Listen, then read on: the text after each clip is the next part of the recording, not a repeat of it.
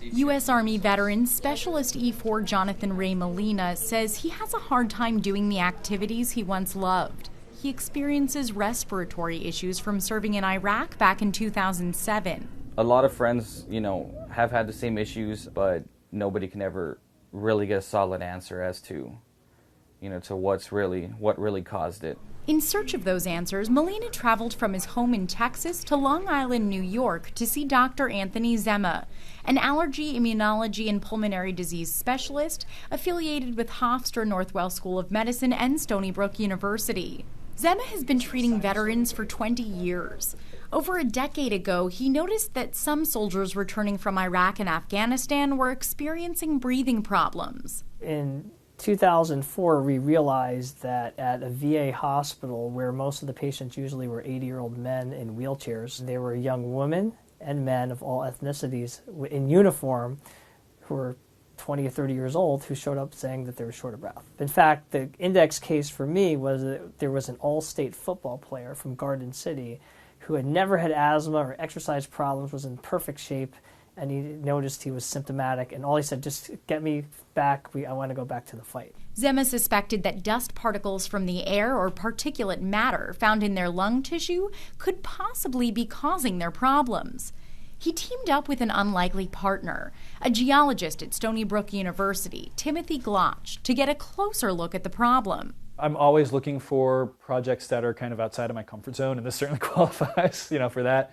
And I'm happy to be working on a project that could have some kind of real world implications for heroes. This is a novel field. This is a brand new field. We're taking doctors and geologists and we're creating a new field called medical geology or medical geosciences. Zema says there could be a handful of reasons veterans are experiencing these lung problems.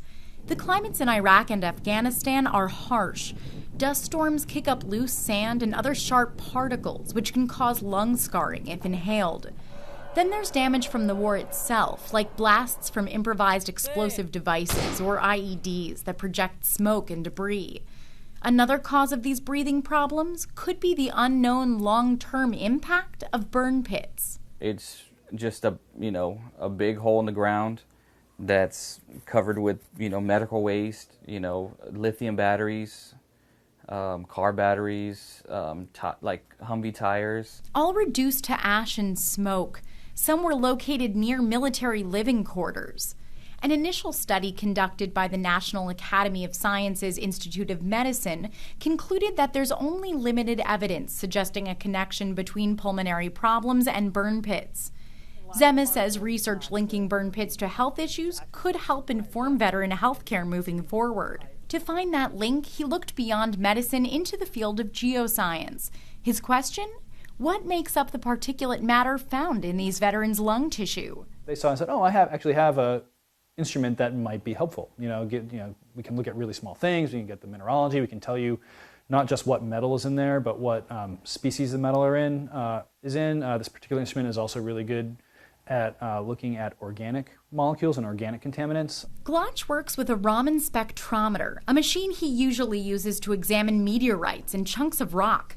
The spectrometer uses a laser to identify a material's chemical fingerprint. He saw no reason why he couldn't examine lung tissue with the device. The Raman spectrometer could tell him whether the particles in the lungs had been burned, and if the chemical change that occurred from that burning had created a substance that was harmful to humans. And so we can identify certain molecules called PAHs, polycyclic aromatic hydrocarbons, that can be carcinogenic. And what Dr. Zimmer especially wanted to know was, are there PAHs associated with the dust grains or not? And that's what we're trying to figure out. In order to work together, Zema and Glotch first had to develop a common language and set of protocols. I don't know anything about geology or geochemistry, and they don't know that much about medicine, so we have to learn from each other. We had no idea what we were looking at, so these are slices of lung with little bits of dust in them, and we're used to looking at rocks that are cut and polished and put on a slide, and we look under there. So we had a really hard time in interpreting even what we were supposed to be looking for. And he actually had a pathologist actually draw on some of the slides with little marker dots, say, this is where you can see a little piece of dust, this is where you can see a little piece of dust. And so that actually helped us pinpoint, what we were looking at. And so what we needed to, learn, kind of on the geosciences side was, not everything looks like what we're used to seeing, which makes sense, right? And so we were kind of take our tools that we use to, study those types of samples and just apply them to this new problem.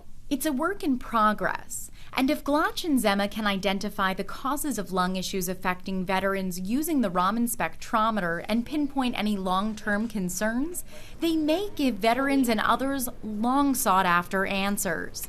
If you were able to figure out what was making you sick specifically, what would that mean for you? That would mean the world for me, honestly.